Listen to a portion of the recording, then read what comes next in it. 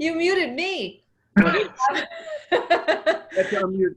Okay. Okay, so we've got everyone muted now. So, so welcome everybody. I don't know if we should wait one more minute, or I guess we can just get started and other people will join as we go along.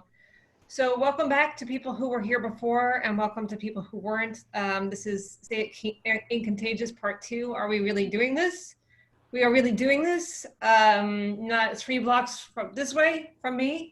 My Yankees are going to be playing at my adopted Nationals right down the street, and Dr. Anthony Fauci is going to be throwing out the first pitch, which I kind of love. And so we're going to see how this all goes. We're going to sort it out. We're going to go through it all. We're going to talk about both what's going on, or what we expect on the field, and what we're expecting to go on off the field. Once again, we have the same cast of characters. We have Craig Calcaterra, who is with NBC Sports. We have Frank Guridy, who's with Columbia University. Lincoln Mitchell, who's also sort of with Columbia University, but he does a bunch of other things too, which none of us really understand. And Steve Goldman from Baseball Prospectus. And I'm Tova Wang, and I'm just a great fan and friends with these guys. And so I'm channeling all of you. So I am going to start out with asking you all to talk about, and I'll chime in, about what you think about baseball starting up again. We had a lot of really gloomy people last time who were not at all happy about any of this. So, are you happy now that it started? And how is this working? I don't even understand some of this taxi squad, whatever stuff. And what are you expecting from the season? And just to let you know, we're going to be having some polls. And apparently you're already viewing the questions, so I'm behind. But we're going to have some fun polls during the program. So I'm going to turn it to Craig first, who's sort of closest to the ground on this stuff, to fill us in a little bit of the current state of things. We are starting tomorrow, so what is it all going to look like? And what do you think is going to happen on the field? What fun stuff? All right. Well, thank you everybody for showing up. We're doing this. Yeah, we are doing this. When we last met, for those of you who were with our last meeting here or whatever, we were all very, very pessimistic. I remain pessimistic in theory, in that I still think this shouldn't be happening. But what I think doesn't matter. We've all established that, and we probably all feel that way too in various degrees during the pandemic. What any of us think doesn't matter at all.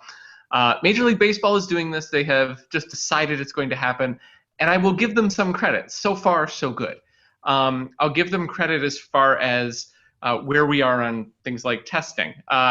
They have, every Friday, Major League Baseball updates the media and the public on how the testing is going. Last Friday, the latest results we have, they gave over like 10,500 COVID tests in the week. Preceding Friday, they had 6 positive tests. That's 0.05%, I believe. It's very, very low. Now, granted, we don't know how reliable these tests are. There's a lot of back and forth of you're negative, you're positive, you're negative. But I think even the most pessimistic among us have to admit that they are doing pretty good so far, as far as not having just all the worst case scenarios we were concerned about. There are some exceptions to that. The Kansas City Royals seem to have some sort of problem. I don't know if they're sharing a cup or what's going on, but the Royals have had more positive tests than almost everybody since the intake testing began. They lost another player today. It's a lot of guys that they now have on the injured list, or have just come off the injured list from COVID tests. I don't believe they have anybody who's super symptomatic, but they've had a bit of an issue. Them aside, we haven't had the horribles that people have thought we were going to have. We don't have, and I say this not because I want to wish it into existence. I say this because this is my go-to imaginary horrible about what would completely derail the season. But we have not had the Mike Trout on a ventilator scenario yet. That's the one that I think everybody is concerned about, right? A big star gets sick and is very, very sick. I mean, Freddie Freeman for the Braves was sick. He's back. He appears to be doing okay. So Major League Baseball has to be pretty happy about that. The thing they're not happy about right now is obviously the Toronto Blue Jays situation, which many of you probably saw the news today. They still don't have a home stadium. They're 7 days away from their home opener. They don't know where they're going to play. This morning, we all thought they were going to play in Pittsburgh. As of right now, nowhere, because the state of Pennsylvania told them they can't. Too many people in Pittsburgh, too many people in Pennsylvania, too many people coming in from other divisions. It's just not going to work. Once again, Major League Baseball has ignored the concerns of local and national governments, done what it thinks it wants to do, and then is shocked and appalled when they're told that they can't do everything they want. Eventually, Rob Manfred will get that right, but not today. So we'll figure out what's going on with the Blue Jays soon. All of that quasi-optimism aside, we still have not had this battle plan meet with the enemy. Games are going to start. Travel is going to happen. We haven't had that yet. We've had a few exhibition games here and there, light travel. We haven't had 2 weeks of guys on the road, 2 weeks of 3 or 4 different teams coming through a stadium. That's yet to be seen if that's going to be a concern. But the health things aside, it's going to look like regular baseball. I think even the most pessimistic among us have watched some of the exhibition games that have gone this week. The Mets-Yankees played, Dodgers and Diamondbacks played, a bunch of other near geographic rivals played. And it's gone on pretty well. And once you get used to seeing the stadiums without any fans in them, it seems all right. We're going to have a lot of ads on the stands. We're going to have a lot of chatter by distracted announcers, I think, who aren't used to the same energy, some of whom will be doing it remotely. But we're going to have baseball tomorrow, and if you look just right and focus on the pitcher and the catcher, it's going to look normal. So even with the piped-in fake crowd noise, you're good with that? It takes some getting used to. I'll say it takes some getting used to. It's fine when you just see the pitches back and forth and you see the normal play, but when something extraordinary happens or something interesting happens and there's no crowd reaction, that's when you're in that uncanny valley of, oh, there's just a bunch of androids watching. Yeah, no, it sounds very weird to me. But anyway, I'm going to turn to Steve and maybe we can just make this the one little happy slice of things about, some expectations about what's going to happen with players, what's going to happen with teams, who does this help, who does this not help, all that more fun stuff. For just a minute, I promise, just a minute, fun stuff for just a minute. All right, I'll refrain from amplifying Craig's thoughts on the testing situation and the Royals and how long they keep this intact. So one of the interesting things that we found at Baseball Prospectus, we do PECOTA projections for the season every year, which are usually pretty accurate, deadly accurate, as I used to call it, and get a lot of pushback for that. When we resimulated them for the 60 games as opposed to the 162, not that much really changed. The talent that teams have, the depth of talent, will show up in that kind of a sample. And this goes to something that I've been curious about for years, and I've commissioned study after study on this, and people revisit it from time to time. When does a season become real? When can you look at a team's record and believe that what you're seeing, whether it's a really good start or a really bad start or in the middle, is it what it is? And the answer is often somewhere around 15 games. So in this case, that's a quarter of the season instead of a tenth of the season. But it seems like in most cases, we will get what we would have gotten. That said, what's neat about all this is that there is not time for balloons to go up or come down the way they normally would. If there are any Mariners fans in the conference, then they probably remember, I know they remember, that they haven't been to the playoffs since 2001. But in 2003, they started out at a 41-19 pace in their 60 games, which over a full season would have been 111 wins. Mostly teams don't do that. And they didn't wholly collapse. They went just a little bit over 500 over the rest of the season. But the A's kept putting together these long winning streaks down the stretch and ultimately passed them. They didn't even get to the wild card. There's not time for that this year. Conversely, some World Series winners of the past, we can go way back over 100 years to the Miracle Braves of 1914. That's why they were a miracle, because they got off to a miserable start and then came back and went to the World Series and won it. The 64 Cardinals, the 2003 Marlins, last year's Nationals for that matter, were all under 500 at the 60-game mark. And think about the story of that 1964 National League pennant race. The Cardinals were under 500. They were in 8th place at the old June 15th trade deadline. They pick up this busted prospect from the Cubs, Lou Brock. Brock goes absolute absolutely nuts for the rest of the season. He played for another 15 years, was never that good again. And simultaneously, the Phillies, who are in first place, have all the injuries in the world. Gene Mach is pitching basically their two surviving pitchers every other day. And because it's 1880, that didn't work. And so the Cardinals win this surprise pennant and go on to beat the Yankees in the World Series. And again, there's not time for that. The trade deadline is August 31st. There will be 20 games left for that. And so what does that leave us? I'm curious about how the extra inning rule, where a runner will start on second, will impact things. To me, it's kind of an abomination, but I don't think that it's going to impact that much. Not that many games go to extra innings. I'm curious if teams will either go to one extreme or another with pitchers. Will they ride, say, a Max Scherzer hard because if he throws 8 or 9 innings every game out, that's still under 100 innings for the season. Conversely, managers may feel that the weight of every loss is magnified, and therefore they should go nuts with their relievers, especially early in the season when pitchers aren't built up and the rosters haven't yet shrunk. We're going to start with extra-sized rosters so they can use all these pitchers. Will National League teams punt on the DH as badly as American League teams sometimes punt on it? Will the Blue Jays use my high school baseball field as their home park? These are all things that I'm wondering about. And, of course, and this is the one note of pessimism that I will allow, since Tova said I couldn't do it, is will, once these teams get out of the protected bubble that they've been in to this point and start moving around to places like Arizona, Florida, Texas, even though travel is somewhat restricted compared to what it used to be, will they be able to keep this up going forward? Yeah, one of the things Lincoln and I were batting around during the week that I don't think we got an answer to was what about teams that travel to New York, which is, making people in 41 states quarantine? I guess they're getting some kind of an exception. If any of you guys actually know the answers to that, I would love to know. But I haven't heard that kind of thing figured out yet. So. I think everybody's just getting a pass on that. Everywhere that I've seen, except for Toronto, where there is some sort of local law, they've gotten special dispensation. So it wouldn't shock me if New York does, but I don't know for a fact. Yeah, no, I assume so. I mean, I don't even know how that went out down here in DC, where they finally let them play. So. All right, well, let me turn it to Lincoln. So Lincoln, it's sounding like these guys are sort of treating this as a more or less a real season.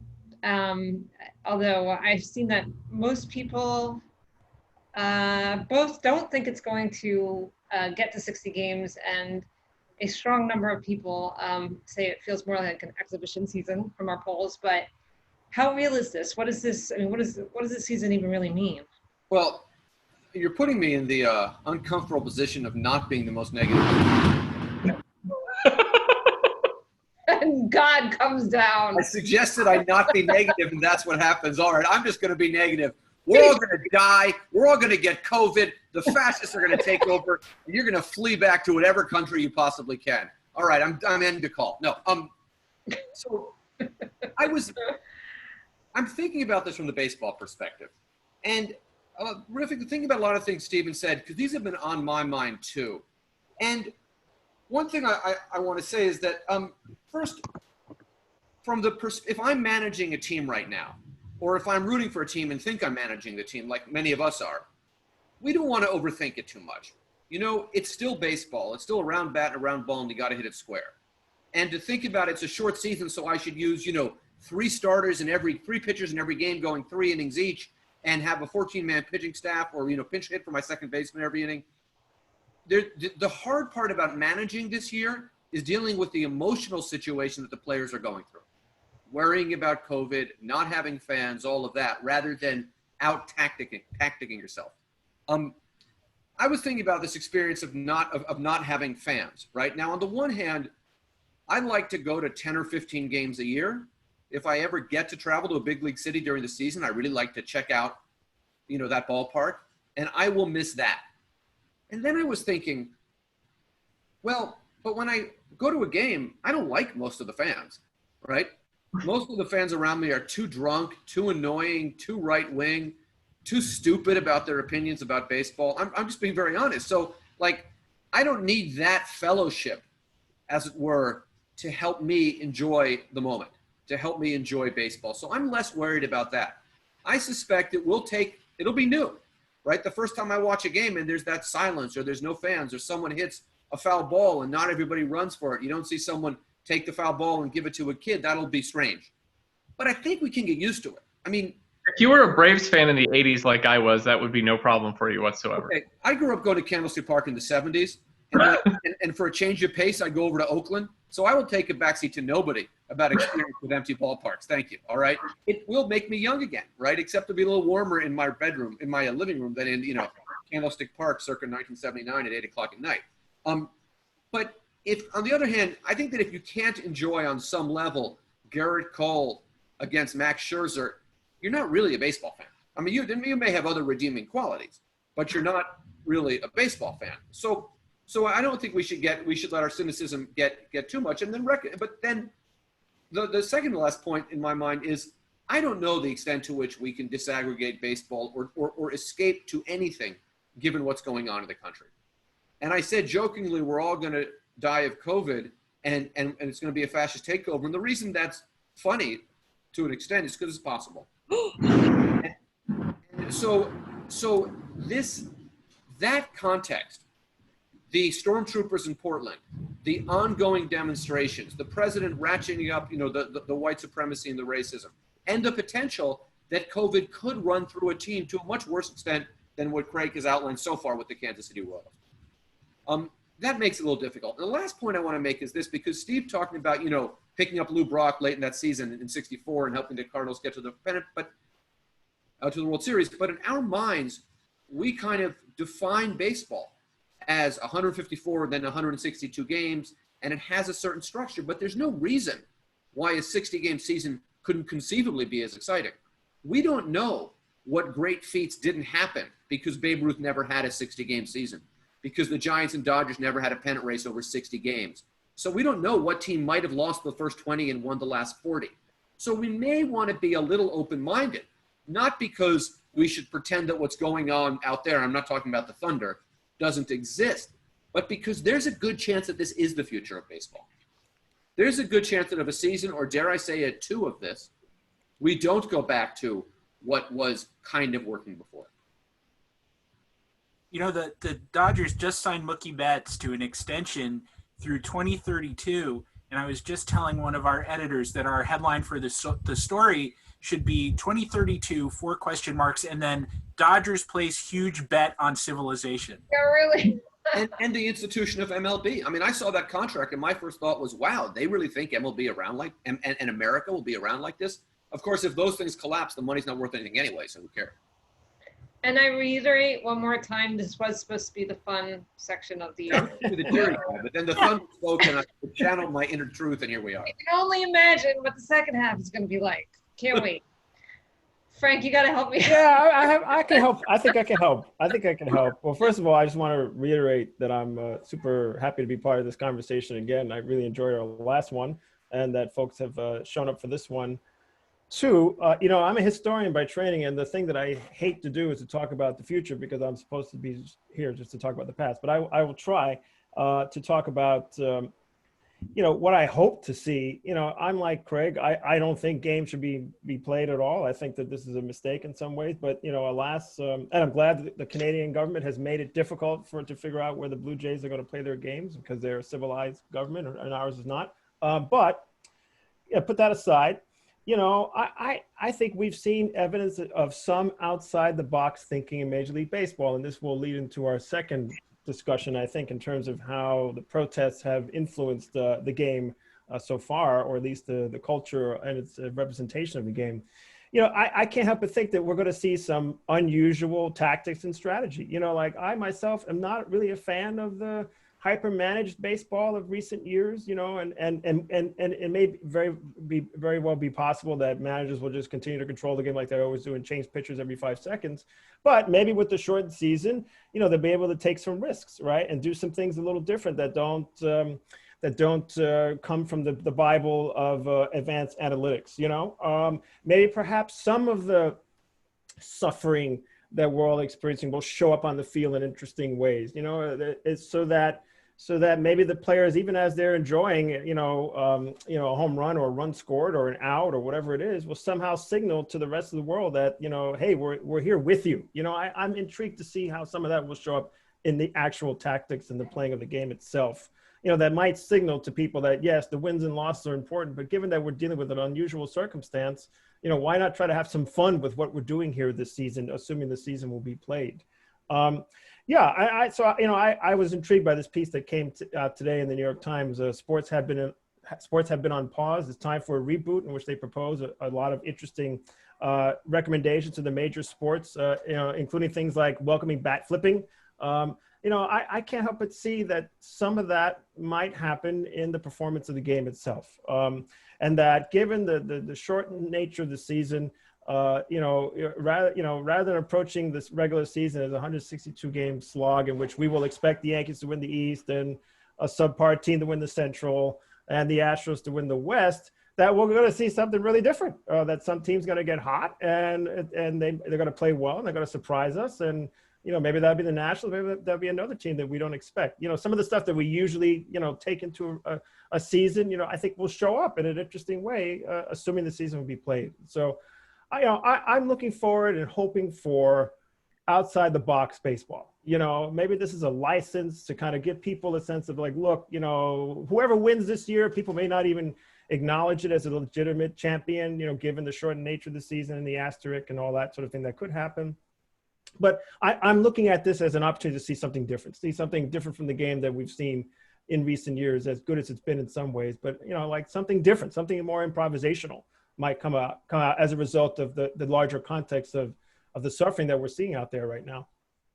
Yeah, I mean, it makes me think of something that we were talking about a little bit the last time too, about, that we have this narrative arc, right? Not just of the season, but of the year that, may revolve around baseball, and that maybe that's lost. But maybe, it's just a different narrative this year, and we have to step out of our, 162 game Tolstoy novel and go into our short story version or whatever it is, novella of this season, and just, accept it as that and enjoy it as that, assuming, nothing really terrible happens. Maybe this will give all of us the opportunity to just accept the fact that we're not going back to normal. Okay, so that even if we're going to do the normal baseball theme in some way, that, this can give us a vision of what a different relationship to society and maybe baseball can be like, just by watching games in this context and watching players try to figure out new rituals, try not to spit, try not to high five. All those things, are anxiety producing, but they could also be a source of humor. Yeah, I in the exhibition games I was watching, I definitely saw guys spit. So I was calling them out, like, but. And a 60-game season is really different. Every game in a 60-game season is equal to 2.7 in a full season. And baseball is a game where it's not football, where you don't play like every game matters. But this year they may have to, and that will give the game a different feel too. And that could be a good thing. That could be fun, right? It might be very fun. Who knows? It's neat how the context changes things, though. As Lincoln and Frank were talking particularly, I was thinking about the absence of fans and the presence of fans, and how, and this is a long time ago, but I think a lot of people will remember this. This is at Yankee Stadium. There's a foul pop near the line. Don Mattingly runs over. He can't catch the ball. There's a little kid with a bucket of popcorn, and he reaches in and he grabs some. But today, if he did that, you'd have to have contact tracing for like 500 people and put the kid in like a protective bubble, and it would just be really bad. So things do really change. And I wanted to respond to something in the chat too about the ambiance of empty ballparks. And I was fortunate enough to be covering a game at I think the new Yankee Stadium some years ago, when there was a lightning strike that took out part of the electrical system for the stadium, not the lights so the game could go on, just the PA. And it was the best game because all that noise, all that artificial goading of the fans and all the advertising and even the walk-up songs, which I know people enjoy, but still, like, it was just crowd noise. Now, I don't know if artificial crowd noise is as cool as that organic crowd noise was, but still, it was nice to have sort of a purist baseball, the kind of baseball that people would have seen in the old days before all that noise, when the umpires had to call out, calls with megaphones and so on, or the PA guys had to do that with megaphones. It was just a much better experience, actually. Well, let's not get too excited about like this potential return to a pastoral game, because every day there seems to be a new story about what they're figuring out they're going to do when the games start. The one that I saw today, every park is going to have ads everywhere, all over the stands, all over the seats. Some of them virtual, some of them not. There's going to be some in foul territory. There's going to be some on pitchers' mounds. Some are actual tarps in the bleachers. They figured out, look, if we can't sell that real estate to fans, we're going to sell it to our advertisers. So you're going to see ads everywhere. If that's the kind of thing that bugs you, well, that bugs you. Gem razors didn't bug me in pictures from the 40s. This isn't going to bug me that much, but it's a thing, and it does bug people. You're also going to see the Red Sox are going to still play Sweet Caroline, even though there's no one to go da, da, da, all drunkenly. They're going to do it. Everyone's playing God Bless America. We talked about that a little bit last time. But a lot of the crap that you're used to and maybe you don't like very much isn't just going to disappear, because most of the crap that we've grown used to makes money for baseball teams, and they're going to keep doing it. So I don't want everybody to get too excited about, returning to the Elysian fields here. Yeah, I think we will go back to the God Bless America thing or something in that sphere at some point, because I texted Lincoln, I think, a few days ago that I was watching the Mets-Yankees exhibition game with no fans, and they played God Bless America, and I was just like, why are they doing this? Like, it was the strangest thing to me. So actually, that's probably a good segue into starting to get into some of the other issues, even though you all were not as joyful as I would have hoped. Go baseball! Come on, I tried. I did try. That's about as much as you're going to get from this bunch. So going back, we are living in this new world. We have not only still COVID resurging and the protests continuing and Portland happening, and the different sports leagues really responding differently to all of these things. I've been kind of pleasantly surprised actually by some of the stuff that has gone on in MLB in the last several days. Now, I'm not gonna be Pollyannish and believe that baseball is gonna, be kind of like the NBA is, but I did especially love Mike Trout's mom tweeting that if Mike Trout can run the bases in a mask, you can go to the supermarket wearing a mask or something like that, which I enjoyed. And a bunch of them did take a knee during some of these exhibition games. They've been pretty outspoken. I read something today, and I don't know if other people know more about that, they were going to be able to wear some kind of a patch or something on their uniforms. So that'll be interesting to see. But I thought it'd be interesting to talk now that we're several weeks later, and the world is spinning out of control still, maybe even more so. How that's going to play out both on the field and even also in the clubhouses, because we've talked a little bit, I think, maybe last time, but more offline, I think about, what goes on in the clubhouses around these issues, and how is that going to be any different? So, and so maybe I can start with Lincoln on that, about what you think how that's going to play out. Are you muted? He's muted. Is actually calm down here, so you'll be able to hear me better. Like I said earlier, I don't think we can take baseball out of this context. I don't think we can take anything we do out of this context. And part of that context is precisely what Frank alluded to earlier, which is discovering what is going to be the future about this. And of course, the future is we don't know what the answer to that. So with regards to this question, one thing I keep coming back to is that there is baseball, in Major League Baseball, is played by a relatively diverse group of men. It's not, diverse group of people. It's diverse, and some of these people, a good chunk, perhaps the plurality, are white Americans from conservative backgrounds. We like to think of Aubrey Huff as an outlier. I wonder if Aubrey Huff isn't an outlier because he's not smart enough to keep his mouth shut. And he may be wrestling with some other psychological issues. But in terms of the politics. So part of the challenge here is that a consensus has emerged in society that we should wear a mask, that you should wear a mask when you go to the grocery store. You should wear a mask when you're taking batting practice. I'm glad Clint Frazier's wearing a mask. I'm not sure that he needs to be wearing one in the hotel in the taxi squad or whatever he's going to be doing, or maybe playing in left field, right? But we also have roughly 25%, I think that's the hardcore, that are members of a death cult who not only don't believe in masks, but believe it is their duty to spread a potentially fatal disease. I suspect that that death cult is overrepresented, not on this call, but among the fans of Major League Baseball. And that creates a problem.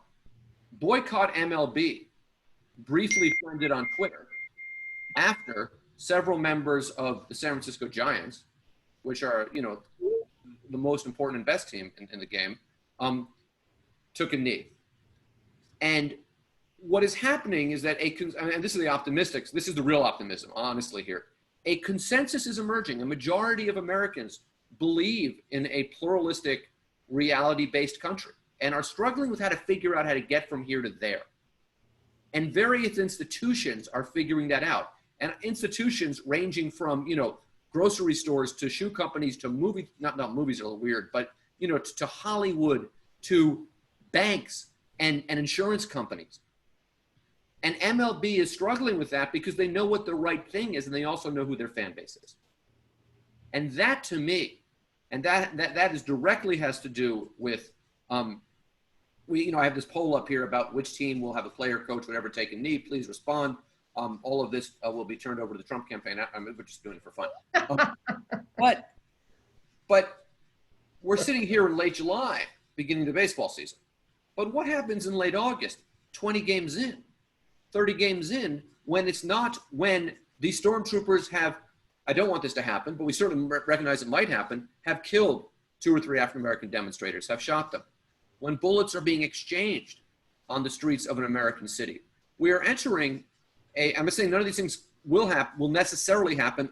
We would be intellectually irresponsible and not fair to ourselves and our loved ones if we didn't and our communities, if we didn't recognize the real possibility of that happening. And what happens then to Major League Baseball? So what we're seeing now is the beginning, but the tension around the disease and around the politics, around Black Lives Matter and around the divisions in our society and around the power of this strange cult. And this is coming from somebody who wrote a book largely about Jim Jones. I've studied cults. As that grows, that's not going to go away during this season, and it's going to get more difficult, not less difficult. The next few days might go well, but you could see this getting much more difficult as time goes by. I actually I'm going to go a little out of order for a second because I want to ask Craig and Steve something. You said that you thought MLB was struggling because they knew what the right thing was to do, but they also knew, the dynamics of their situation. Is MLB struggling with what to do? Is MLB ownership and Rob Manfred Did I clarify that for a second? Because Rob Manfred isn't struggling. I mean, as far as I know, I've heard this from people who know him. Manfred's a Trump guy. He's not struggling with this. Okay, so this is what I'm asking. But they know what to do. They know they're in danger of becoming out of step with what America has become. Yeah, they're aware, right? I mean, it's the entire ownership class, I would say, there might be an exception, but not many, would just wish this did not intrude on baseball at all. They don't want their players to be in the news for anything other than baseball. They don't want what's going on in the streets, what's going on in the world to intrude on the game. They are smart enough now, unlike the Calvin Griffiths or the old owners of a previous age, to not, actively oppose that. But what I think they're going to do, and what I think they're going to try to do, is I think they're going to try to declaw it, and I think they're going to try to co-opt it turn it into something benign. How do they do that, though? I mean, I read that something along those lines today also, that they're going to try to opt it and mellow it out or whatever. The first way they do it is, and I think this was probably coincidental. I don't think this was a memo from on high, but the other night when Gabe Kapler and a number of players took a knee, Major League Baseball's Twitter account, obviously there were a bunch of people, they were probably a minority, but they're a very vocal minority that were taking big issue with this. And Major League Baseball's Twitter account said something to the effect of, hey, this isn't political. This is just being great to each other, or something like that. I'm doing a bit of a disservice, but this isn't political was the key thing that came through. Well, you know what? It is political. It's absolutely political. And And a lot of people immediately applauded MLB's Twitter presence for saying that, and because for MLB that's a move, right? Before they wouldn't pretend that didn't happen. They didn't say jack crap about Bruce Maxwell a couple years ago when he took a knee. But there's this applauding, there's this good on you, Gabe Kapler. They're probably pretty happy that the first person to do it is a manager who could be controlled if he got out of line, a lot more easier than a player with union representation. Not to take away from Kapler, but I'm just saying that I think that Major League Baseball would be very happy to see Black Lives Matter, kneeling during the anthem, any number of things happen, as long as it didn't seem confrontational and as long as they could sort of portray it as, look at us, aren't we so great? Look what they've done with Jackie Robinson's legacy. They've used it as a get out of racism card for at least the last 20 years, very actively, longer than that for, practically. I could definitely see Major League Baseball having uneasy conversations about this is good. Now let's find the 3 acceptable ways that our players can demonstrate protest on the field. And hey, we're giving you 3. You can pick one of these patches, but don't do something else. Don't write on your hat because we can't control that message. That's kind of where I think that's going to go. We could debate whether or not that's progress for something as retrograde as Major League Baseball and its management. But I think they're going to try to defang it. I think Craig said that really, really well. And the only thing I would add is I think just they can read it cynically as well as anybody else can. And when it was just Colin Kaepernick in the NFL or Bruce Maxwell, who was a 3rd string catcher basically in Major League Baseball, it was okay to ignore it. And the public was not where it is now. The visceral nature of what has happened with George Floyd and other cases has shifted the conversation in, unfortunately it took this, but in a direction that was necessary for the public to understand it better. So I think that they are aware enough to understand that you cannot respond to protests about the oppression of people of color by oppressing people of color and trying to squelch their saying what they need to say and should say. So it's a much safer, I don't necessarily think, despite the Twitter account, I almost thought the other day, because they had several messages of the nature that of the ones that Craig pointed out, somebody must have hijacked it. Like the one woke guy at MLB was somehow online that night. But I think just the path of least resistance is for them not necessarily an endorsement. It's just the only one that's open to them right now that won't exacerbate it. As Craig said, we're going to back off this far and give you this many inches. And if players or managers take more, then they'll react. But until they do, I think they have no choice but to just let it go. And I don't know if that's going to work as a strategy. I want to note that in the poll, which I think most people did participate in, only 2% of people think that none of the teams will do something do something to like take a knee or something during the national anthem.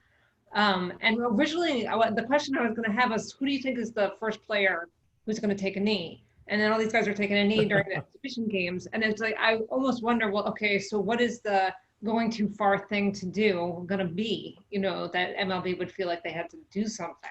And how would that even play itself out? A frank answer in a post-game interview about what a player really thinks about what's going on that is critical of police or critical of elected officials. That will be going too far as Major League Baseball is concerned. They feel like they can neutralize the gestures. I don't think that they want someone speaking frankly. Yeah, can I just jump in? Yeah, please. I don't disagree actively with the leadership of MLB's desires to commodify, mute, neutralize all the issues that are the Black Lives Matter movement has imposed on Major League Baseball. I'm not convinced that they're smart enough to co-opt this, actually. I think, so remember last time we spoke, we didn't think anything was going to happen in Major League Baseball, right? That was last month, right? And now all of a sudden, and that, to me, the decisive factor was NASCAR.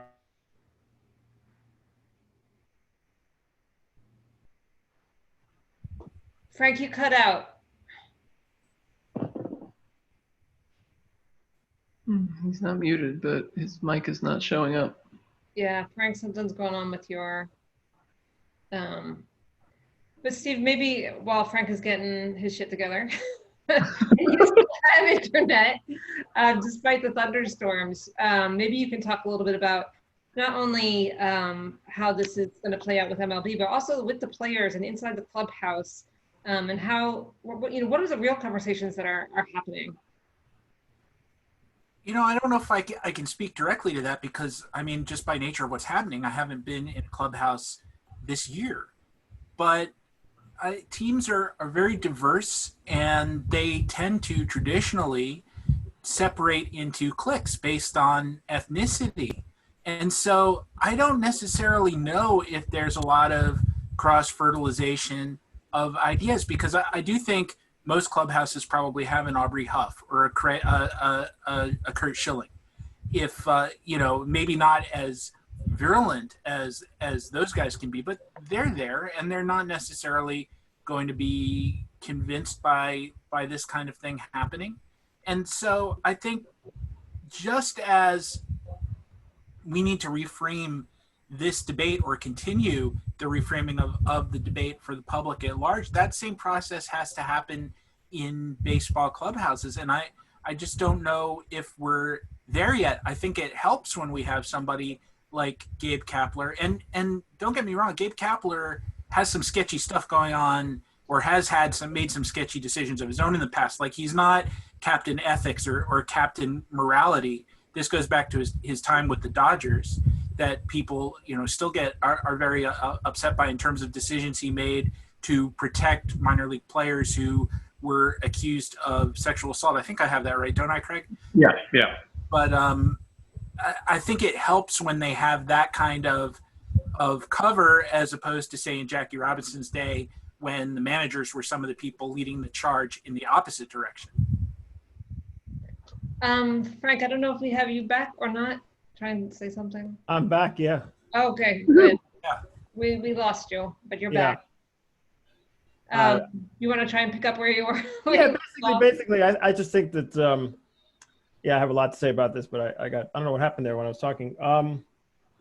I think we should expect some unexpected with respect to how the league is going to manage things that I'm not convinced that they're actually totally in control of, right? I think if anything has shown us, what the protests of this summer have shown us, that social movements have their impact, right? And they certainly have impacted corporate America. Corporate America has swung, a lot of corporations have swung towards discursively, representationally paying lip service to the Black freedom movement, right? There's no question about that.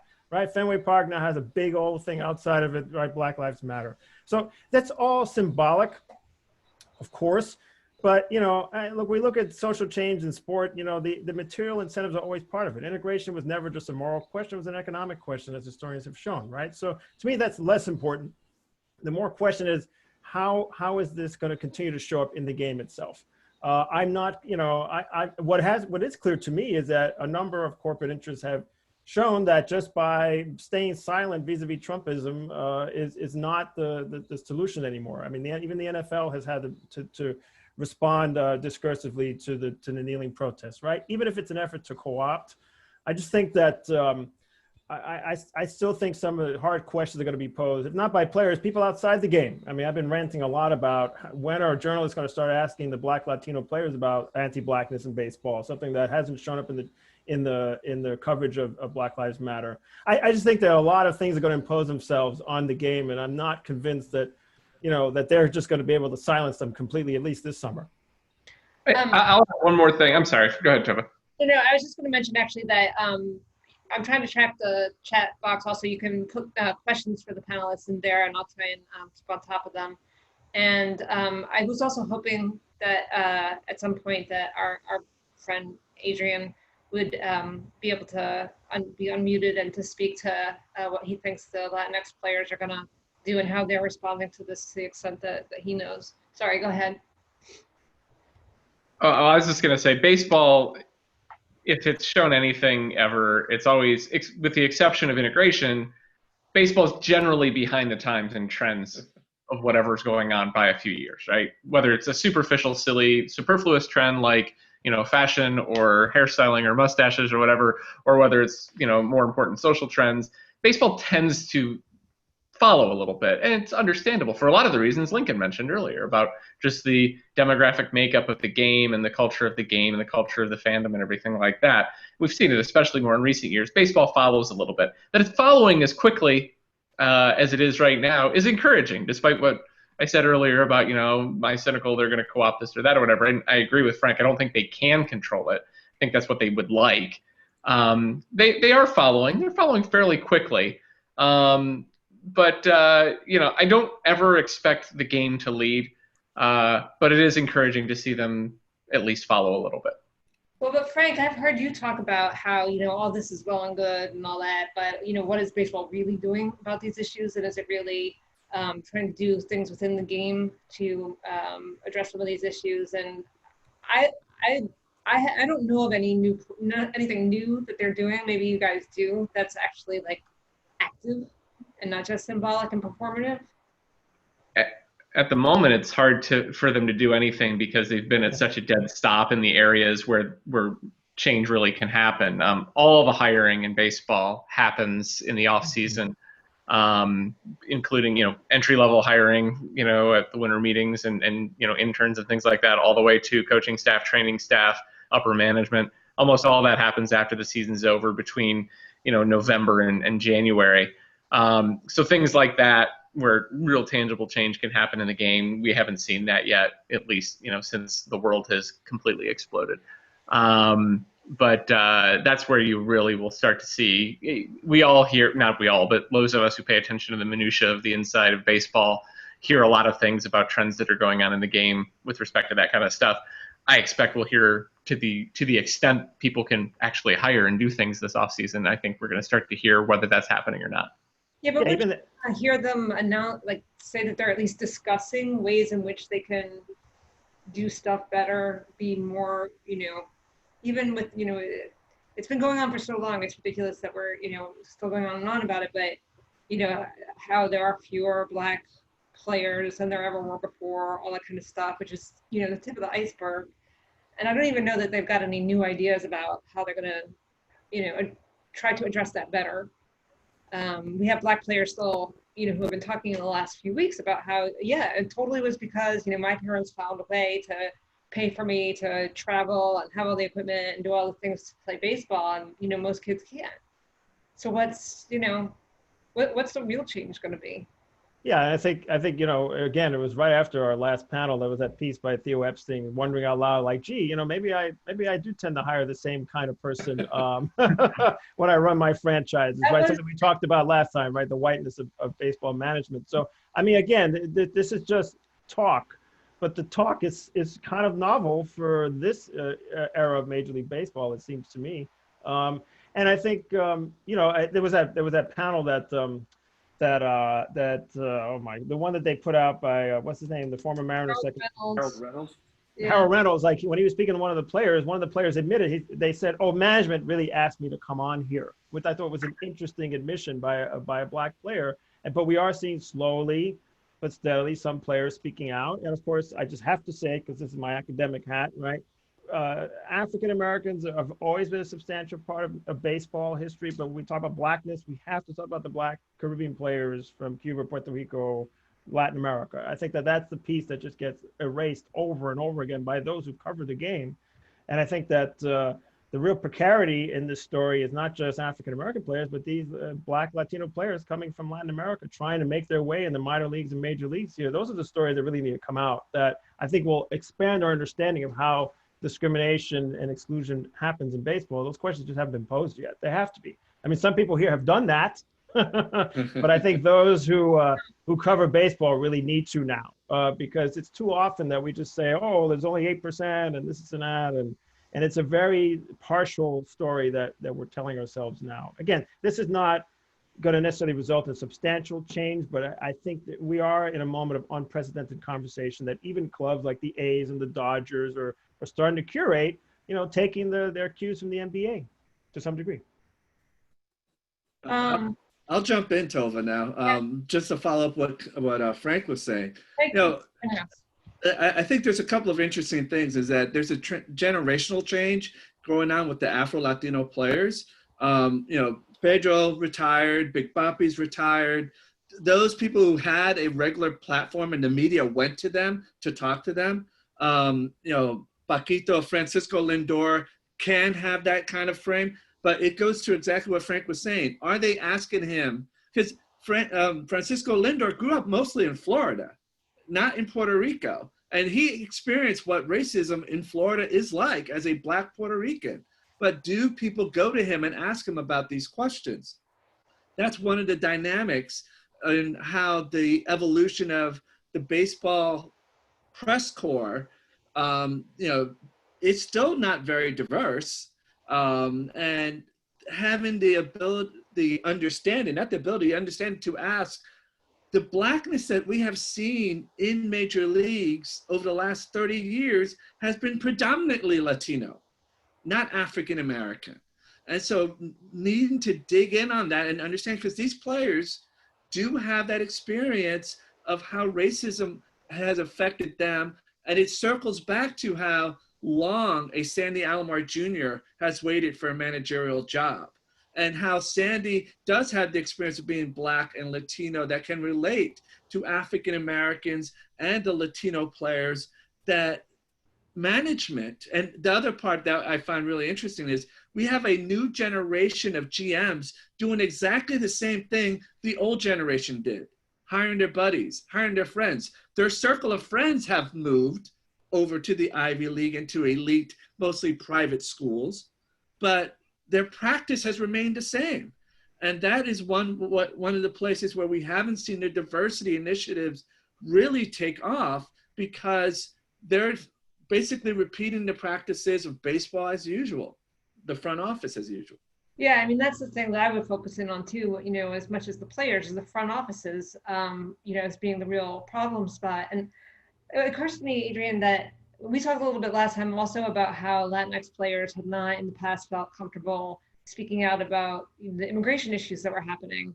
And I got to, say that I met Omar Minaya, which probably is not that exciting, but that I was talking to him about these issues and why, it was at the height of, all of that about ICE and everything, and that they were not comfortable doing so. So I can imagine reporters not wanting to wade into that territory of, trying to figure out who considers themselves Black, as well as the players themselves. Do you see them as stepping forward in this environment now? I think about themselves. I think the history here is a little bit worth thinking about. And unlike Frank, I'm a political scientist, not a historian, which means I never talk about anything that happened before about Bill Clinton, but I'm going to for a second.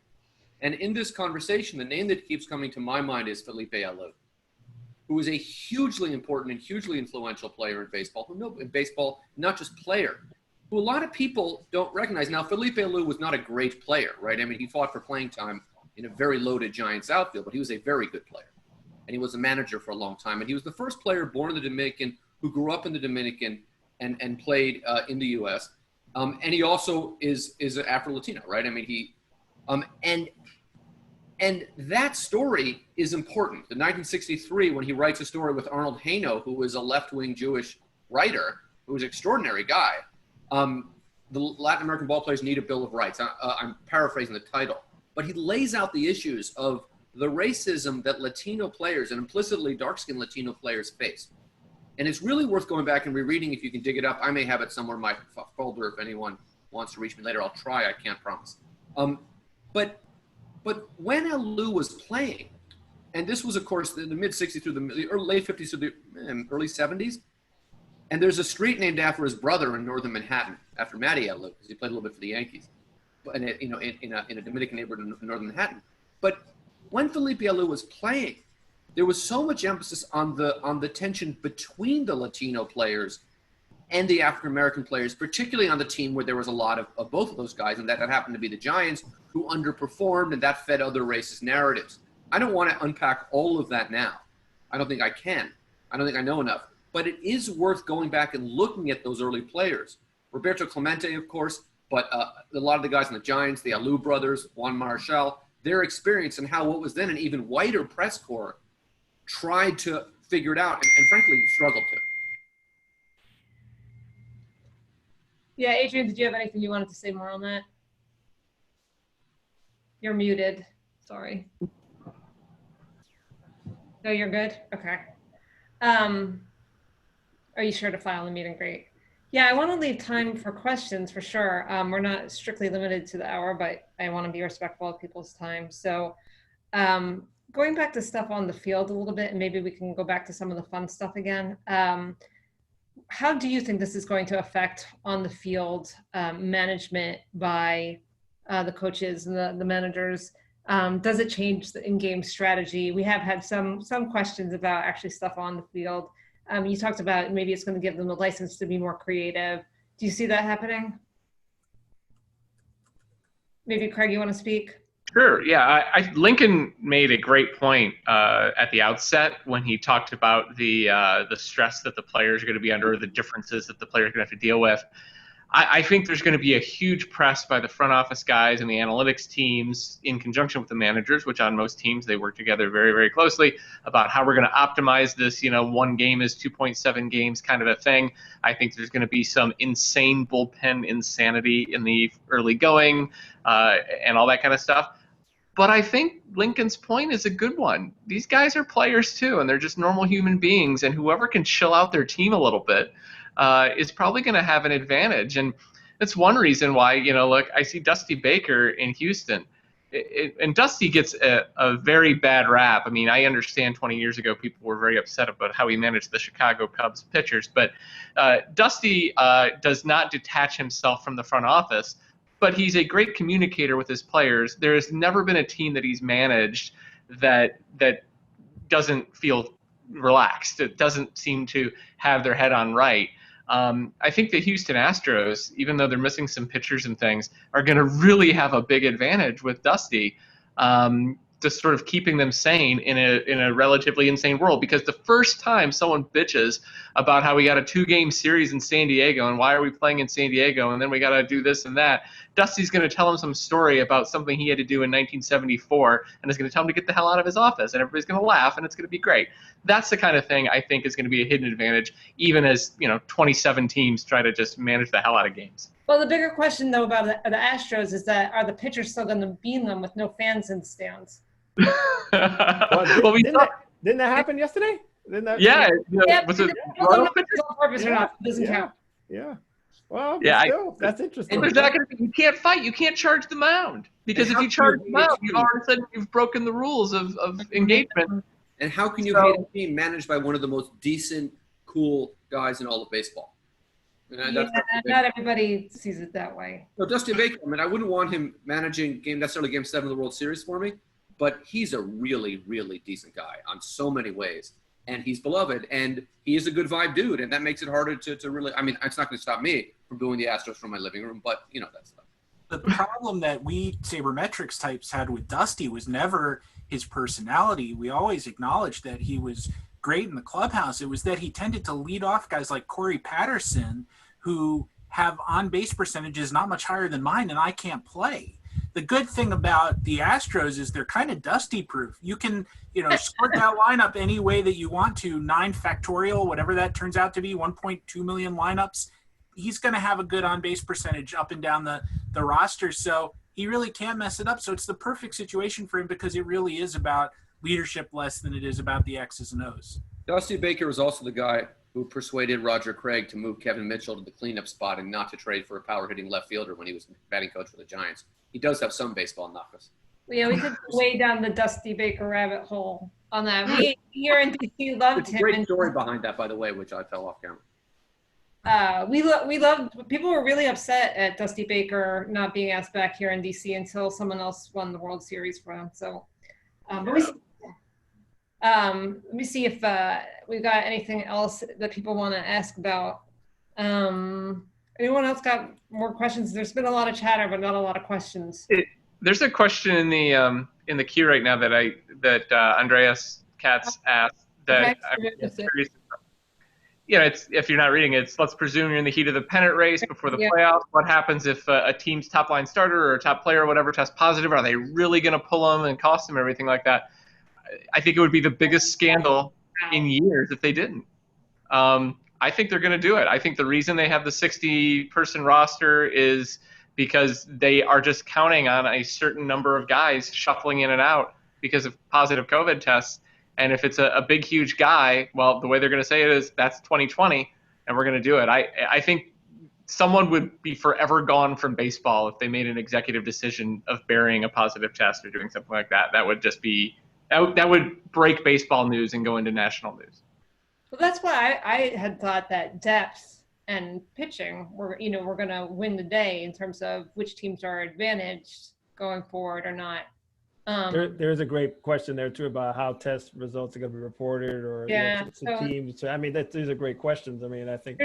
So what is MLB requiring with respect to saying anything about who has COVID and who who do they have to report to, and are we going to know?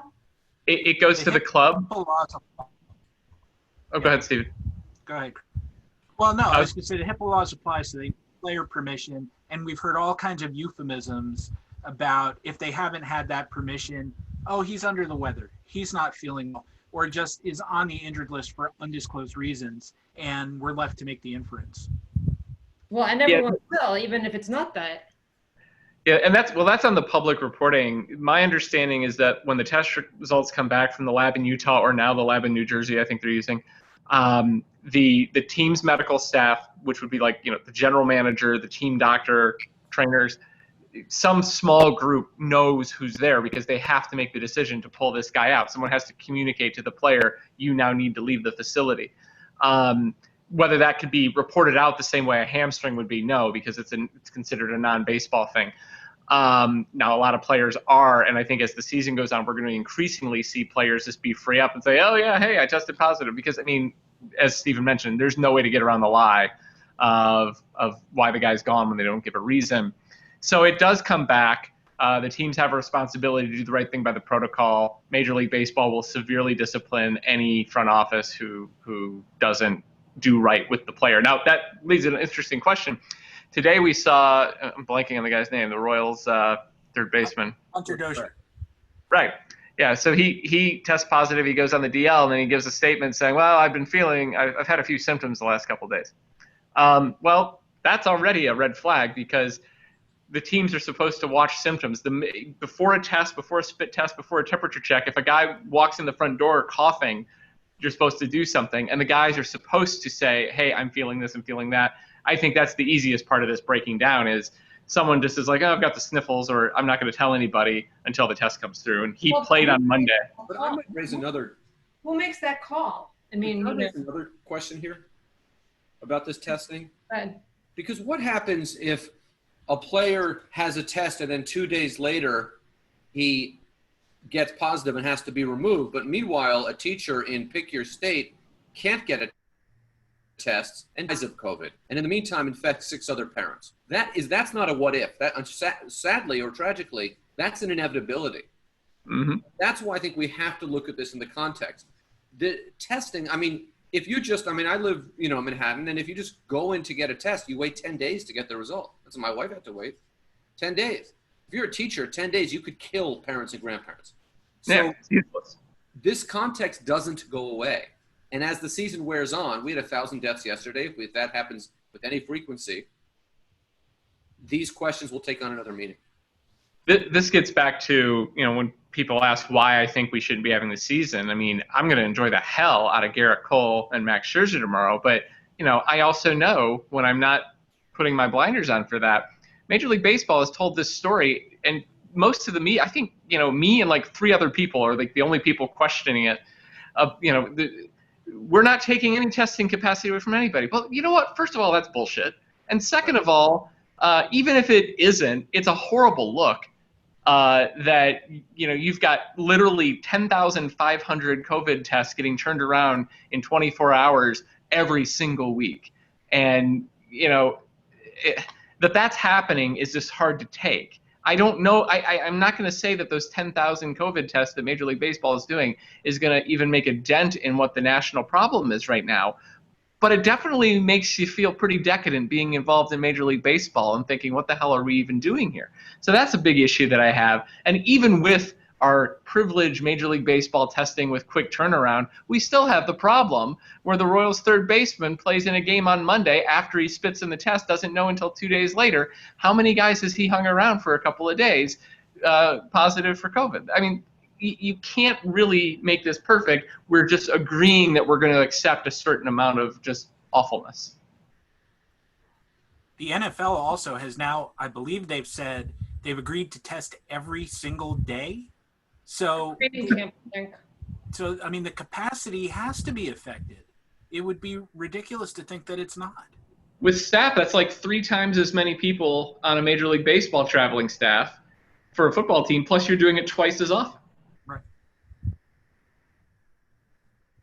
Hey, I had a question for Frank and Adrian, as long as we have a moment. And this goes back to the question of protest and players of color. I think it would be a mistake, I assume it's a mistake, to refer to players of Black heritage coming out of the Caribbean and Central America as kind of a monolithic whole, the same way that people often make the mistake of referring to Black Americans as a single unified polity. There's a lot of diversity of views in that group as well.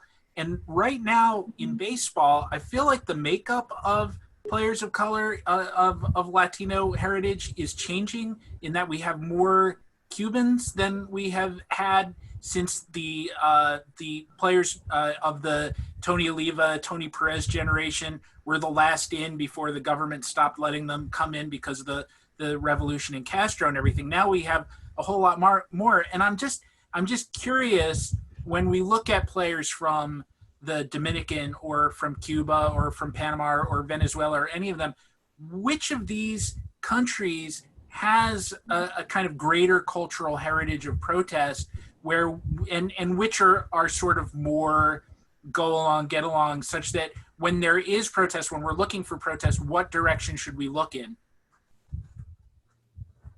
I think it's interesting that, really it was in the 1980s where we see kind of the disappearance of the Cuban players, because they were still coming in the 60s, and they were already here, the Tony Olivas, the Tony Perez, the Luis Tiants. Now we have, it's not, percentage-wise, it's not really a lot of Cubans among the Latinos. It's predominantly Dominican, with an upsurge more recently of Puerto Ricans coming in, and of course we still have Venezuelans.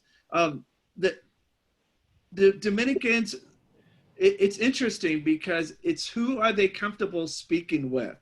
And part of that lies in how does Pedro Martinez interact with the press in Spanish and with the press in English? And does he feel comfortable offering the same critique in either language? I think it's also interesting because Pedro is now part of the media that covers baseball. And at times we have seen him be more vocal and really try to provide a Latino perspective on these things.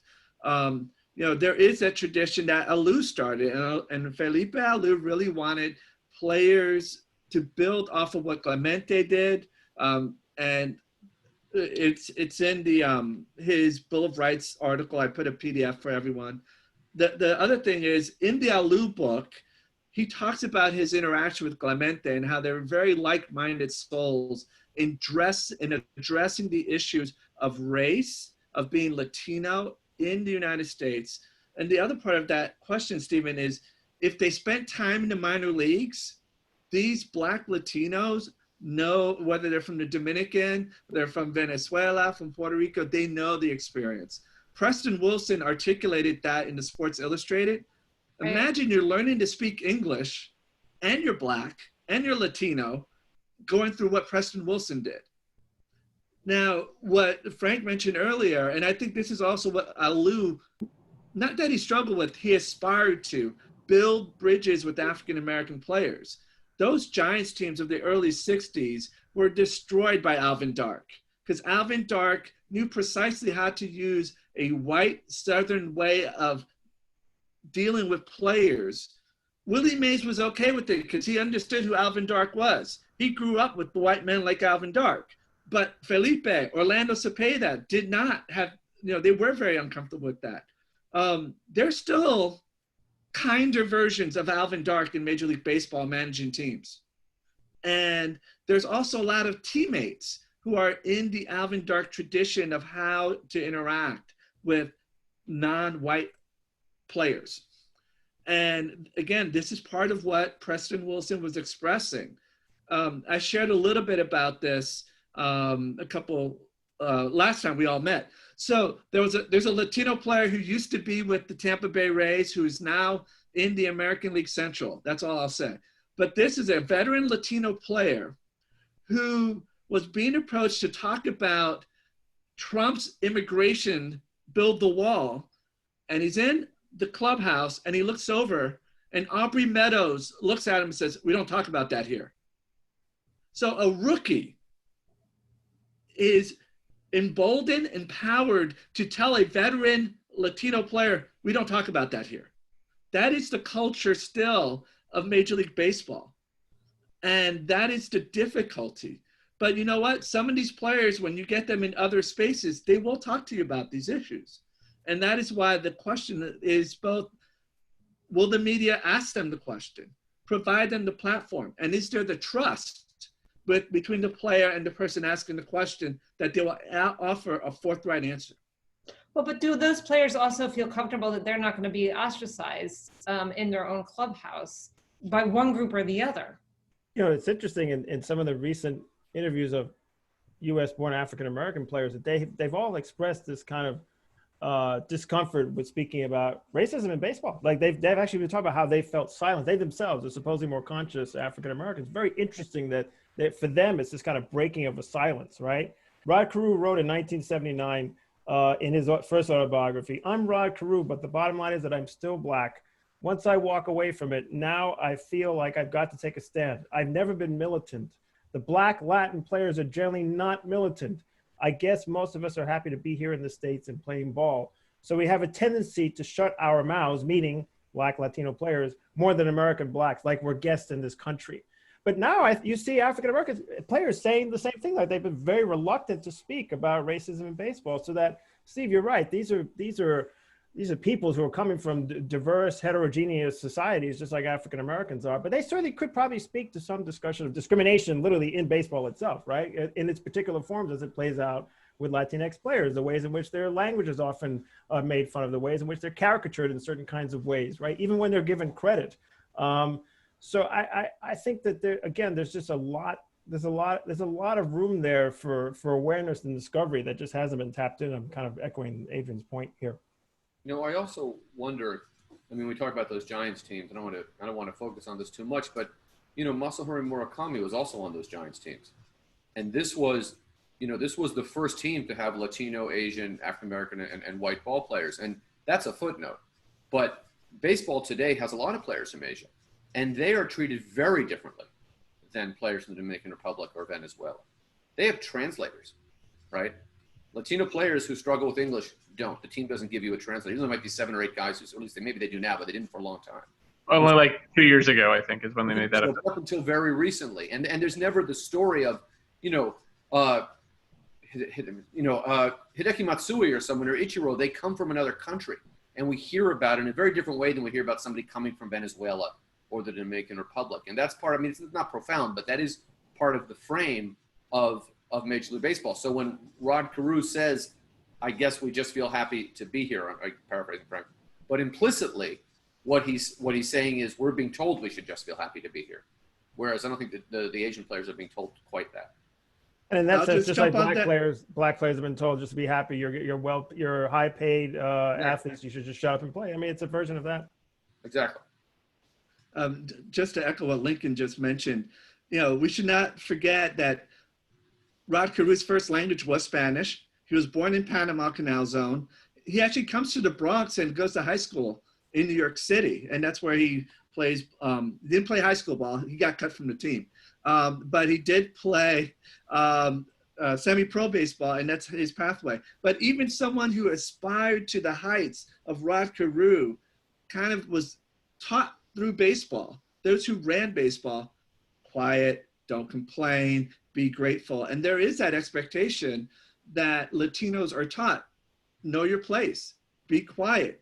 be grateful, which is different than the system of how Asian players who are brought over from Japan specifically, to a lesser extent Korea, how because Japanese players are 8-10 year veterans typically when they come over here.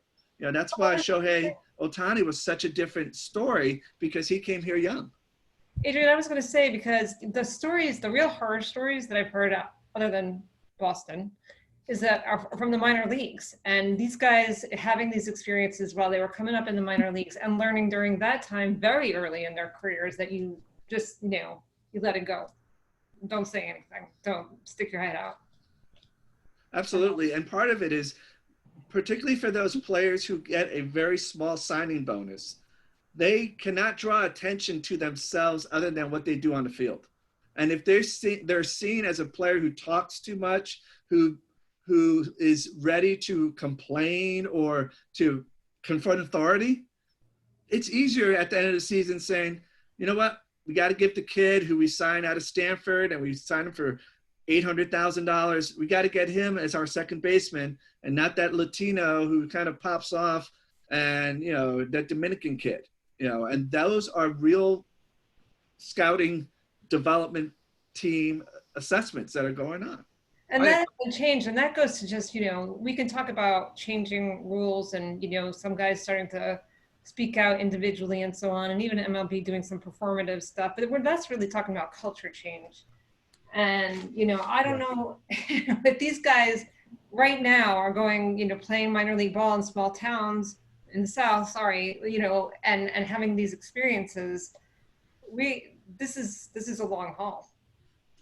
I think a lot, and I talked about this story on the Infinite Inning recently about Earl Wilson, who was one of the first African Americans to come up with the Red Sox. And for a moment in time, he was the best pitcher on the team. And this is, by the way, at the same moment that Rod Carew is coming up in the minor leagues. Wilson's already in the majors. This is in the mid-'60s. And Wilson was well aware of what was going on with the Red Sox. So in spring training of, I believe it was 1966, he goes to a bar in Florida with two white players, other pitchers.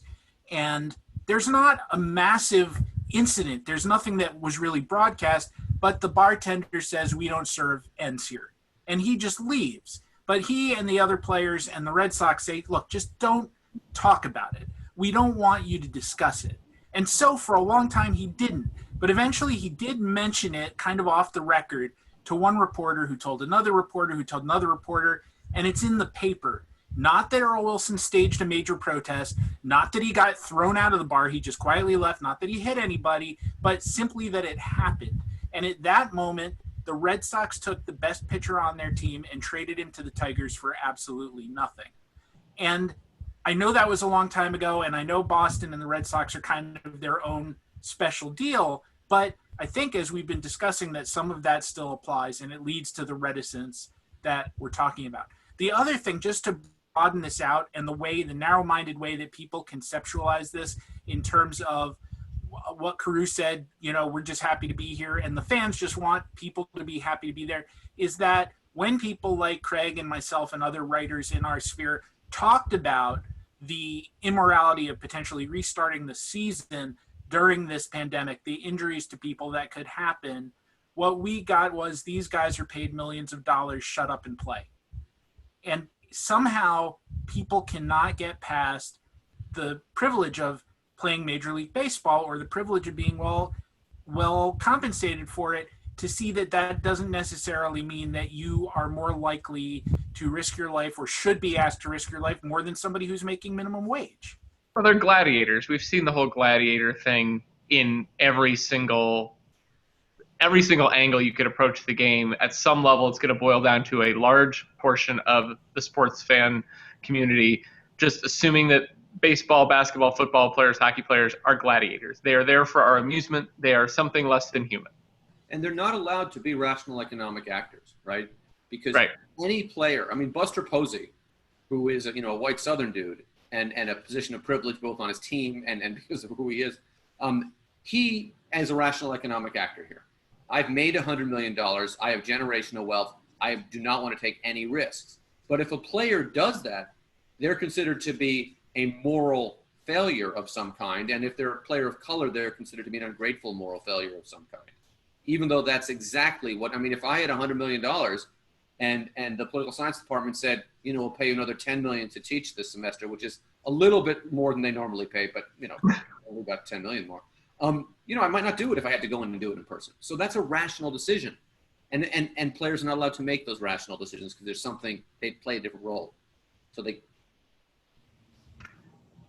I don't want to go too far off of this, but I had this interaction. I tweeted about it a little while ago because it's still stuck in my head. I had this interaction over the weekend with someone on Twitter, and it was about the lawsuit that somebody filed against the Astros over the sign stealing thing. And my view of, no matter what I think of the Astros and the sign stealing, I think my lawyer hat on is most of these lawsuits are complete and utter bullshit, if not all of them. You don't have some expectation of something. And this guy got on me. He's like, well, I think not just are these lawsuits by the gamblers and the other people valid, I think fans should be able to sue. And I said, well, what are you talking about? He goes, I think Astros fans should be able to sue the Astros. Well, why is that? Because now us as Astros fans are getting crap from other people, and we can't be as proud of our team as we might have been before. And this guy seriously is arguing that he's had a material financial interest impacted here, or a legally cognizable interest, if not financial, because his fandom has somehow been diminished. His sense of personal pride in being able to root for the Houston Astros is not what it once was, and the Astros owe him for that. You get to the bottom of that weird, crazy psychology, which might have been the absolute weirdest I've heard in some time. And there are a lot of things shared with that whole athletes are gladiators kind of thing. It's all about me and my entertainment and what I'm getting, which is completely fine if you're watching, you know, Iron Man and Captain America on the big screen and not thinking about the actors. But it's a different thing altogether with sports when these are actual real people with real things. And there's a large number of fans that just don't think of it that way.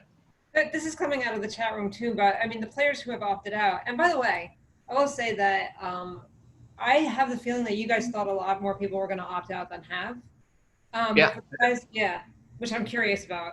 But also, you know, are the guys who opted out getting any kind of crap, either from their peers or from the media or anybody's fans? I haven't seen it, and I will actually say that the sentiment that Lincoln mentioned about, oh, you know, Posey opts out and he's ungrateful, I've gotten way less of that from, like, the comment sections and the Twitter people, the people who are most likely to be vehemently just horrible about such things. The guys who, when someone takes paternity leave, they say, well, that guy's not loyal to his team, which happens all the time.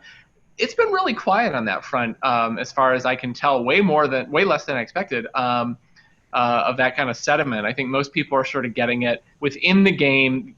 I almost wonder if they got media training from someone, the players did, because the same line is almost always the same.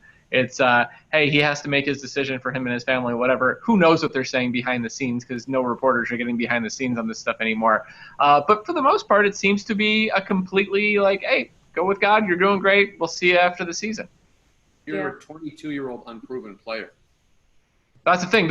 Most of the guys who are opting out are financially secure or they're veterans. There have only been a couple of, like, the 14 or 15 who have opted out. I think there are only 2 or 3 that don't at least have a nice nest egg or aren't, you know, established veterans. Anybody who's playing for a future contract who opts out, those are the ones that will pay for it. There are a lot of guys who have said, they haven't said I would opt out if but for, but there are a lot of guys who said, hey, this is my contract year. I have to play. There have been a good half dozen of those dudes that I've seen. And, you know, the unspoken thing is there. Maybe I would have, but I don't have a choice. And there's one guy who's got a baby on the way. He's like, well, no, this is my walk year. This is my free agent year. I have to play. So there is some pressure there, but it's in the opposite direction. And we shouldn't underestimate, by the way, I really feel for the guys who have decided to stay, who have young kids, who have family members who have an underlying condition. I mean, and even those who don't. I mean, if you happen to like your spouse or your kids, it's a tough thing to say, well, now I'm going to go away from them for 90 days. That's not a small sacrifice to make for someone else's entertainment. And as Craig said, I'm going to enjoy it when they play, but it's not something I would ever ask anyone to do for me. Yeah, and I think this goes back to the stuff we were saying at the outset that, I mean, again, we're presuming the season's just going to move ahead. You know, I can imagine opting out. You know, people could choose to opt out in one way or another in the coming weeks. We'll see.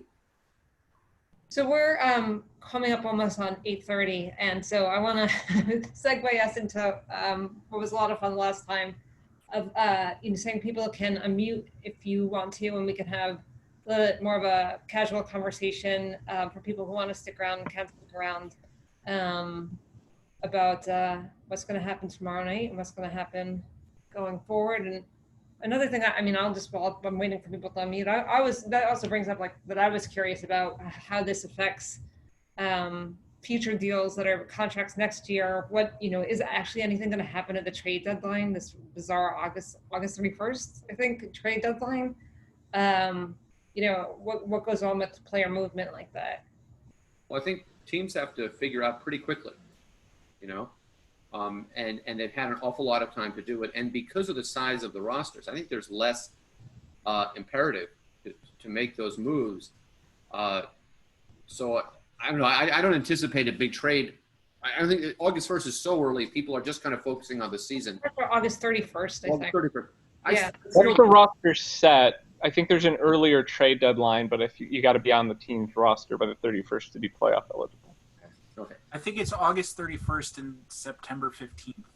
Oh, okay. But that's pretty late in the game. But again, by August 15th, you're gonna have a pretty good sense of where you are in a 60-game season. That's 25 games in, 25 games in.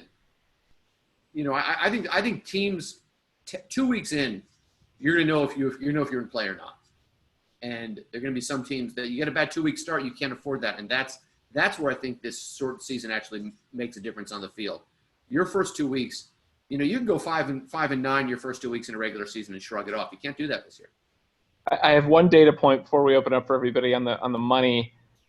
Today, Mookie Betts, most of you guys probably saw Mookie Betts agreed to something like a 10 or 13, I didn't see the years, $365 million contract extension with the Los Angeles Dodgers. Interesting for a couple of reasons. One, just because of what it means for Mookie Betts, the Dodgers, what it means to the Red Sox. Interesting also because it is a massive contract, depending on how it's measured and how the opt-outs work. It is either the biggest or close to the biggest contract ever. I think it's going to fall short once you do real money, but it's gigantic. The big talk about baseball finances that people have been having is, well, the free agent market is going to get crushed this year. Player salaries are going to go down. Teams are going to say, we didn't have fans this year. We only played 60 games. We're not going to spend money. The COVID effect on baseball finances is going to be pretty tremendous. I do think that's still going to happen. But it was interesting today when the Mookie Betts news hit. There were a couple of reporters, Ken Rosenthal, Buster Olney, both cited Major League Baseball industry sources speculating that this deal was probably mostly done before the shutdown, before the pandemic, because otherwise the Dodgers wouldn't possibly have been able to justify this kind of contract to Mookie Betts, which is utter bullshit because the deal was not done until today. The Dodgers could always have backed out if the finances of the situation made it so that they couldn't commit to him. There's no gentleman's agreement of, oh, yes, we talked in February about a $365 million deal. It has to be done in July. So what this means to me is, at the top end, the superstars are still going to get their money, at least if the Dodgers are writing the checks, and probably the Yankees and some other teams.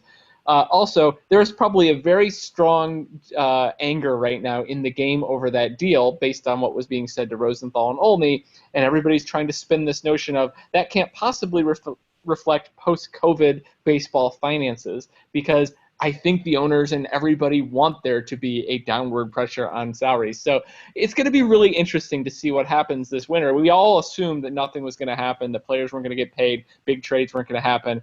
But now we've got the agents and the players can say, but Mookie Betts got his money. If the Dodgers can pay for talent, why can't you? And that's going to make it at least interesting for people like me who like to stir shit. No, as you should. It's a really striking development today, no doubt.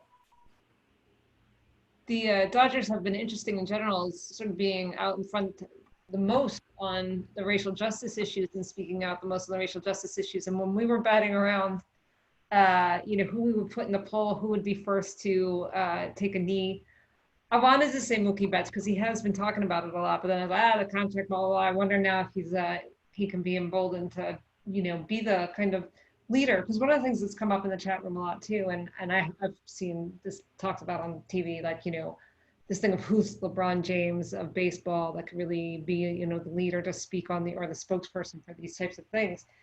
You know, and maybe Mookie Betts can, I don't know, I'm just throwing it out there. I mean, you know, I now love him because he, you know, he's messed the Red Sox up, but well, they messed it up. So we get more opportunities to make fun of the Red Sox, but I wonder if he'll be a guy. So people are free to unmute themselves, or maybe Lincoln, you want to unmute people if anyone wants to just. Yeah, I'm trying to figure out how to unmute everybody.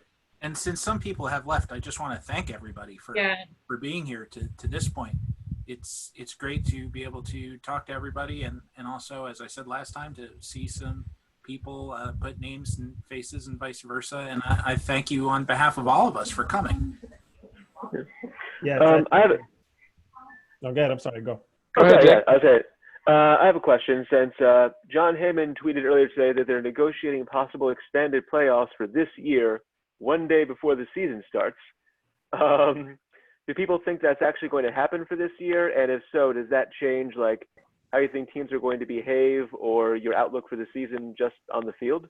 That wasn't in the agreement. No, but they're revisiting it apparently. I saw Heyman's tweet. He's hit and miss on that kind of stuff. You know, there's going to be expanded playoffs at some point. It's going to be a part of the negotiations for the collective bargaining agreement for next year. Nothing would shock me in 2020 at this point. Like, I could totally see them saying, hey, you know what? I'll get a press release Monday morning from Major League Baseball saying, well, we decided we're going to add 2 super wild card teams, and they're going to have it. It would not shock me at all that they do an experiment with one thing, because someone somewhere has asked, and I think what's inspiring this, Jake, is the ratings, the TV ratings for exhibition games this week were amazingly high, like shockingly high. And there's such a thirst that the networks are seeing now for any kind of live sports that I'm sure someone in the last 48 hours said, I'll bet you we can get TBS to pay us X million for one more wild card game. And they're going to look into it and see if the players will do it. It wouldn't shock me at all if they did it. It wouldn't be binding for next year.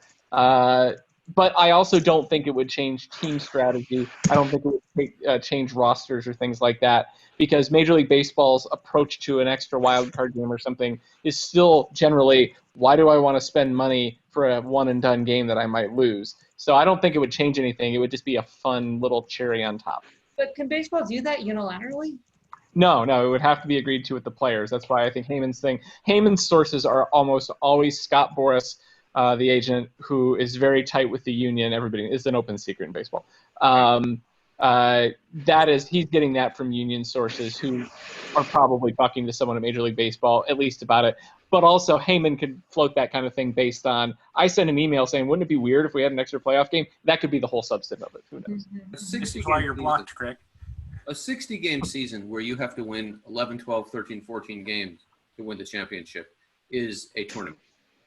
And it's a tournament already.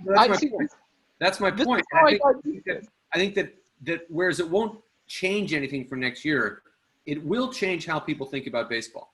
And we should also recognize that there's no promise that next year we have a vaccine and we're playing normal again, right? Right. So the point, I go back to something I said at the beginning, this year is an experiment, but it will leave some footprints. And, you know, there are a lot of fans out there. I mean, you hear this all the time. Maybe not a fan quite as serious as the ones on this call, because we love baseball in a different way, who believe the season is too long, who say we should have more teams in the playoff. There's a real trend in baseball fans who believe that. I mean, this article in the New York Times that Frank mentioned, which I skimmed, frankly, you know, you could see an article like that. Have more teams in the playoffs, have a longer playoff, have a shorter season. Once you get 1 or 2 seasons where you break up that century-old, you know, 154, 162, it's very easy to transition out of it and not go back. Well, we saw this in the mid-'90s when interleague play started, when we went to 3 divisions, when we went to wild cards, interleague play, all that kind of stuff. For no matter how staunch a traditionalist you are, you're going to lose once Major League Baseball decides that they're going to change something, because most people are just going to go along with it. That's right. Yeah, but they always think that these, you know, they're going to appeal to younger, you know, potential fans, newer people, and I don't think, you know, none of this speaks to that. Especially expanding their audience. to include a more diverse audience. This speaks none of that. You could also imagine a 90-game season where they don't play every day, right? Where the ratings, when they get back, I mean, there's a lot of ways that you could come out of this and rethink what we think of a baseball season as it occurred. It is written in stone. It can change slightly. I mean, we went from 154 games to 162 before many of us on this call were even born, and that was considered a major change, right? Mm-hmm. But it's not. There are many ways to have a baseball season, and it does affect the game on the field. If you when you say, "Oh, don't play every day," man, do I reflexively just? I'm not advocating at that because it's just like that's part of my love of baseball, right? It's only there for you. Me too. I totally agree, but I'm saying that there are people in baseball. We can't assume they're not thinking like this. If this goes well this year, what did we learn? No question. No question. Marty, you had a question? Yeah, I was kind of curious. I know Stephen knows a lot about the history of baseball, and with all the controversy and the national anthem being played before the games is kind of a lightning rod for the kneeling and all that. How long has that been going on? I don't think they always played the national anthem, did they? I know that God Bless America started after 9/11. They played different things going way back in time. The national anthem has only been the official national anthem since 1931, when Congress passed a bill just before a recess, got out of town. Herbert Hoover signed it with absolutely no ceremony. And I was fascinated by this because, and Craig had this in something that he published. We referred to earlier to the tweet that MLB put out. That was in response to someone who said to them, it was a fellow named Mike G, and pardon me for reading, but I have it over here. The national anthem is sang for our military, not our law enforcement firstly. You kneel, you're disrespecting your military. Yes, Black Lives Matter. Kneeling for the national is showing complete lack of respect for out men and women fighting for your freedom. Hi. Chris asked me if I wanted to get a hotel. Oh my God. I know. But it wasn't that. It was, in fact, the whole law, and I looked this up earlier, this is the complete text of the law that Congress passed that Hoover signed. Be it enacted by the Senate and House of Representatives that the composition consisting of the words and music known as the Star-Spangled Banner is designated the national anthem of the United States of America. It has no inherent meaning. It's written by a slaveholder to an English drinking song about a war that we didn't lose it, but we didn't win it either. It was kind of called off for rain as a tie, basically, because it was too expensive for everyone else to do it. And so it's crazy. What did they sing in Ty Cobb's time before a game? Probably 99 bottles of beer. I mean, there's as much inherent meaning to that song or patriotism in that song as there is in the Star-Spangled Banner. And earlier, go ahead. Earlier, and then I will yield, but I talked about having to reframe what protest is, what debate is. And we equate, as this fellow did, protest with disloyalty. But I think about that more perfect union part of the preamble to the Constitution a lot. You know, if you have someone you care about, whether it's your spouse or your boyfriend or girlfriend, or you're out with your mom, and you observe that mom has some spinach in her teeth. If you point that out to mom, are you disloyal to your mother? Or are you, in fact, being loyal by preventing her from looking ridiculous or unhygienic or what have you? That's what protest is. That's what kneeling is. It's saying we could be better about something. Now, everyone else can take that under advisement. They can react to that however they want to. They can argue with it in good faith or not. But that's all it is. But as long as we look at it and say, oh, this is a text message directly to the military. No, it's not. Were people during the Vietnam War singing to Lieutenant Calley before ball games? That's insane. That is totally grafted on. And so the thing is, World War I is sort of the inflection point. Woodrow Wilson was encouraging people to sing it before ball games. Officially, it becomes the anthem in 1931. But there have also been a lot of other things. God Bless America, America the Beautiful, My Country 'Tis of Thee, and other dimly beer-swilling English drinking songs of that nature. I'm sorry, Craig. I was just going to say, I found it. There was an article in the New York Times from about 4 years ago. 1942 was when it became a fixture in baseball. There were, like Steve mentioned, there were some times earlier that it was played as a one-off. 1942 during the wars when it started. The NHL and the NBA began it in 1946. That's how long it lasts. That's a long time. I mean, that may not be a long time in the history of, baseball or the world, but that is a long time. So it started when Stan Musial was like a young star, just about in his prime. It's a while ago. Yeah, it's almost as old as the proliferation of Confederate monuments, which is early 20th century. Not as exactly right. Right, Yeah. which means, and of course, that these are happening within shouting distance or within proximity of wars is not insignificant, right? I mean, because that's part of the history too of the ways in which we get very preoccupied about this question in sort of militarized moments, just like when Jose Luciano sang the national anthem during the '68 Olympics, that's smack in the middle of the Vietnam War, right? I mean, so there's a history of this question emerging and maybe fading to the background in different moments in U.S. history. It was being pushed by the Veterans of Foreign Wars, which was a very powerful lobbying organization, particularly at that time during the interwar period. And it's fascinating because, first of all, the military was very looked down upon during that period because people felt really ripped off by World War I and the outcome, and that we didn't get to make the world safe for democracy. And there's a lot of conversation about how we were kind of tricked into it by militaristic types or the defense industry as it stood at that time. So if it had been considered a greeting card to the military, I don't think it would have passed. And I don't think it particularly would have passed in those same southern districts that were erecting those statues that Frank referred to. They didn't look at it that way. This was just a gift to the VFW, and that's all it was. And it's taken on all this added meaning. Well, especially with no fans. I mean, you watch it, and God bless America even more, and it just looks silly. And one thing that I would like to have unanimity about is the flyovers that cost millions of dollars and are like display of the military might. Weren't they getting paid to do those? I heard at one time, the NFL, they were taking money from the military. Absolutely. The whole pay for patriotism thing. There were the flyovers, the recognize a veteran in the stands. There's a whole scandal about that everybody seems to have memory hold whenever this stuff comes up. I'm not sure it's a scandal. I just think that's what business has done. Well, I mean, they were hiding it. They were hiding it. They weren't being upfront about it. But were you surprised by that? Like, that's the way. No. I suspected it, and everybody that would go to games with me when they would do veterans things and stuff, and I'd talk about it, they thought I was a conspiracy theorist. Well, the teachers union is going to start paying you millions of dollars to announce a teacher in the stands every game. Yeah. Just watch out. Once they start calling you a hero, you are probably in big trouble. That's right. So, I mean, where did this like a close relationship between sports and the military, or baseball in particular, but the NFL too? I mean, what is that about? Yeah, that's a whole other podcast. Gladiators. I don't understand. Yeah.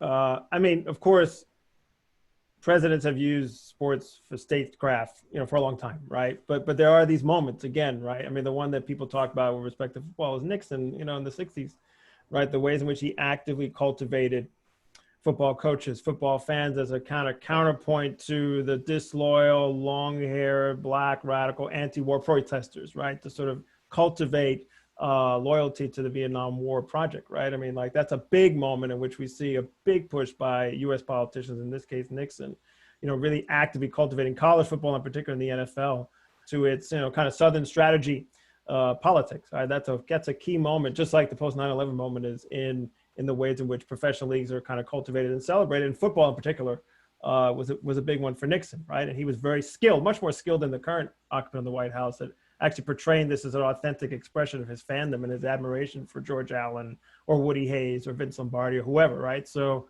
I mean, but it is true that the throwing out of the first ball at Nationals or Senators games, that's a long, standing tradition, of course, for Major League Baseball. But there are these moments when they get amplified, and I think we've been in one of those moments since 9/11.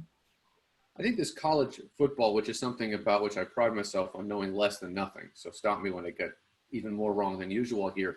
But this is fascinating because I remember growing, I'm the child of my parents were the first in their families to go to college. And I was raised by a single mother who went to a college football powerhouse called Brandeis, So college football was not something that was in our world at all. And then I grew up with these kids for whom it was a huge deal. And that militarism, that link between, to me, it was all like Republicans, military, college football, and to use the English word, Gentiles, were all kind of lumped into one basket for me.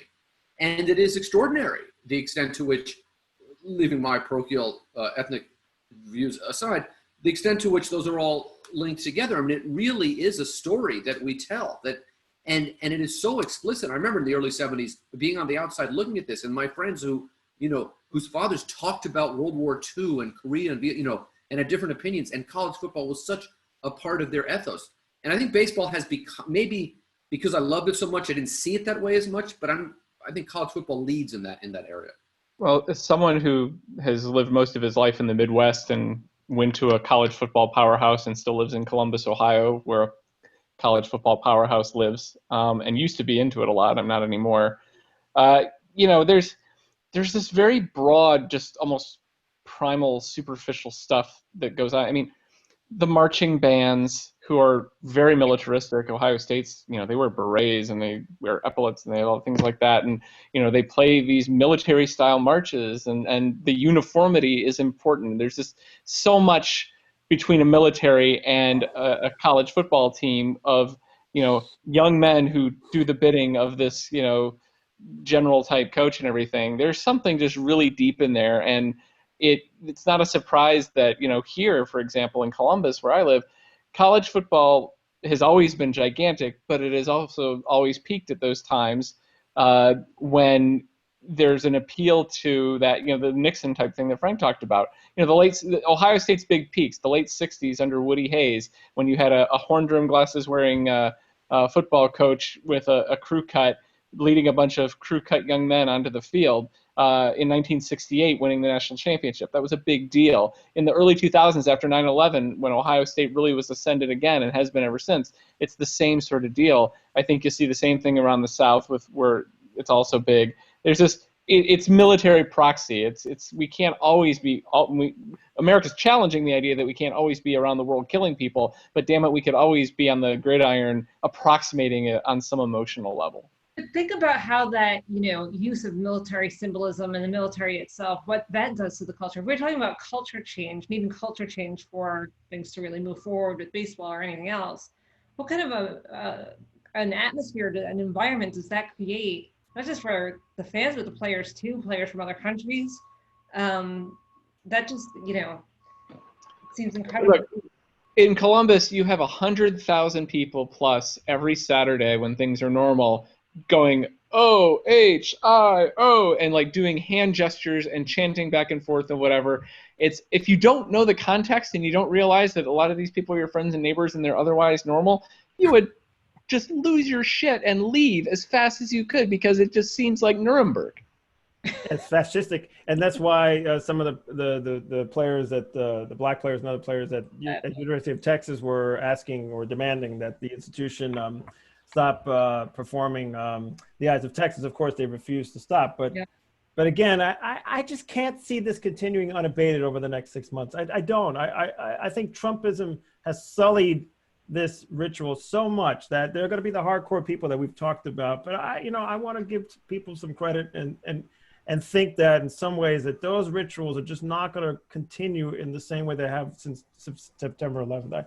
I think there's been a significant rhetorical break where people feel more emboldened to question that these dynamics that have really become, deeply entrenched. I do. I don't see this just running along the way it has, probably because fans can't be in the stands to kind of boo and demand it. I think that goes back to the impact of the absence of fans in these arenas, and see what effect that will have on these rituals. And so, just to jump in on what Frank just said, because today there was an article that came out from Austin saying that UT is planning to play their college football games with 50% fan capacity. So we have professional baseball with no fans, but college football in Texas with 50% capacity. Again, reiterating to us the kind of that idea in which people have wrapped themselves around in where college football is supposed to be and how it's supposed to fit within who we are as a nation or as a state. Could I just follow up on something Frank said as well? Because I agree with what you're saying, and I'm wondering if we maybe are saying the same things but in slightly different ways, because for me, what this says is that something big is changing in America, full stop. And that the culture of baseball, the culture of professional sports, the struggle to either live in a more pluralist and equal society on the one hand, which might be my goal, or consolidate a white supremacist society, which is the other side's, frankly, the president's goal. I think all of that is changing what this country is before our eyes, like on a day-to-day basis.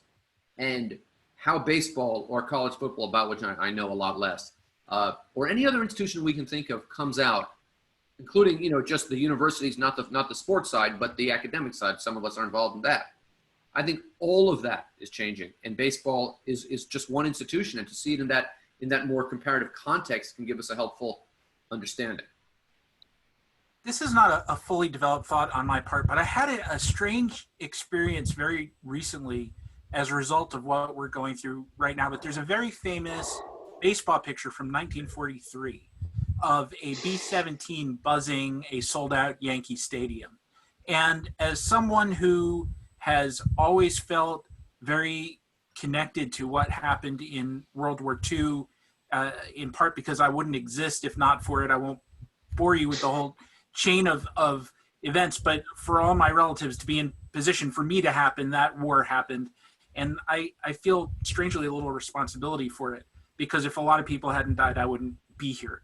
And I always admired that picture and found it very encouraging, because it just showed like this country had the capacity to wage this massive worldwide war with one hand and play baseball on the other, and look like at our values. We're, you know, we can have guns and butter. That's how great the United States is. And I looked at it the other day and I thought, wait, there's a giant bomber over a stadium of 50,000 Americans. And you can look at this as an almost pro-fascist image if you chose to view it from that point of view. And I don't think that's what it was, but it's what it could be. And when you see those jets now going over the football stadiums or the baseball stadiums, they go by really fast. And I never really thought about them in those terms before, that it was always just something that happened. But there is an implicit threat in that. And I don't think I'll ever look at it the same way again. It's about cultural momentum. I mean, for instance, that image, a lot of military images coming out of World War II, it wasn't as a complicated phenomena that since the military then as compared to now. And cultural momentum right now, there's the danger of it going into really dark places. Very true. Folks, I'm just gonna zoom out. I'm not trying to stop the conversation, but thank you. This was stimulating and wonderful as last time. You got to catch that BART train, Frank? No BART train. No, I wish I was behind at the Coliseum. Yes, I wish I was. No, I have other less interesting things to do. There's nothing more interesting than sitting on BART. This is true. This is true. Although who knows when we'll sit in the subway again. All right. Thank you. Best of all. Great. Okay. Subway one, BART lost. See you later. Hey, there's a Meredith on here. You were, I think, trying to get a question in? No. No? Oh, okay. I'm sorry. I saw you pop up a couple times. I thought you were... We all love your background. And I want to just mention that when we were batting around who would be the first person to take a knee, I said maybe it will be Sean Doolittle if he can do it with one of his black teammates. And that I think that's what's going to happen tomorrow, but it seems like it's going to be a lot more than that. I think we are going to start losing people, as awesome as this is. So if anyone has any last words that they want to throw out there, I mean, play ball. I don't know. I would. What happens tomorrow? Dean, go ahead. Yeah, it's a little off base, no pun intended.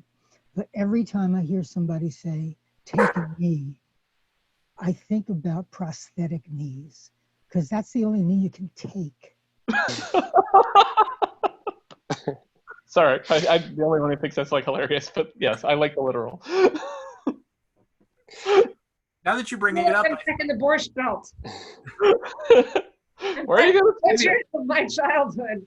I don't really have a reminder, but I did want to thank everyone who participated.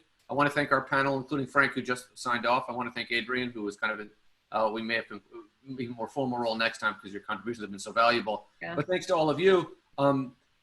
This is the best baseball I've gotten in the last few months, and I appreciate you all being part of this. So thank you, and thank you for sticking around for so long, asking such great questions, participating in the goofy polls, and making such great comments in the chat. It's really been a lot of fun. So thank you. Those of you who are still here, would you like to hear from us again, or would you like to hear from us more frequently or in another format? I think this is great if we do it a handful of times a year. I mean, this is just, I was looking forward to this greatly for the last week and a half. Well, thank Why you. don't we do it when there would have been an All-Star game? Or maybe like halfway through the season, Yeah, you know, Oh, and yeah, like that. Or 30 games in. yeah. Yeah, It would be which, great. which might be the end of the season. Unless there's a technical screw up, I will have a recording up on the YouTube page in the next 24 hours, and I will circulate that to everyone on the list. Please feel free to circulate it to friends who may not have been here or just might be interested, because we're not selling anything here. We're just trying to have a good conversation. If we get this together again and figure it out, we will communicate it on all platforms and make sure that we get tell your friends and everything. I think it would be interesting because I'd love to see how baseball is going to adapt going forward. It will have data. A question that we probably don't have time for, but I'll just throw it out there maybe for another panel, which is we were talking about increasing the popularity of baseball among younger people. And I just wondered if the panelists had any ideas of rule changes that they might try to put in towards that end, like speeding up the game, whether it's, putting a runner on second in an extra inning game, which was a sort of a strange thing to come up with. Whether you guys know of any other rules out there that are being proposed that are attempts to try to speed up the game or to get younger fans involved or to increase popularity. We should note though, that Andy Katz, who just asked that question, is being very modest here. He's the high school baseball teammate of the famous baseball kibitzer Lincoln Mitchell. He and I went to high school together. We played baseball together on the team. We spent a lot of time on the bench. That's how we got to really be friends. Yeah.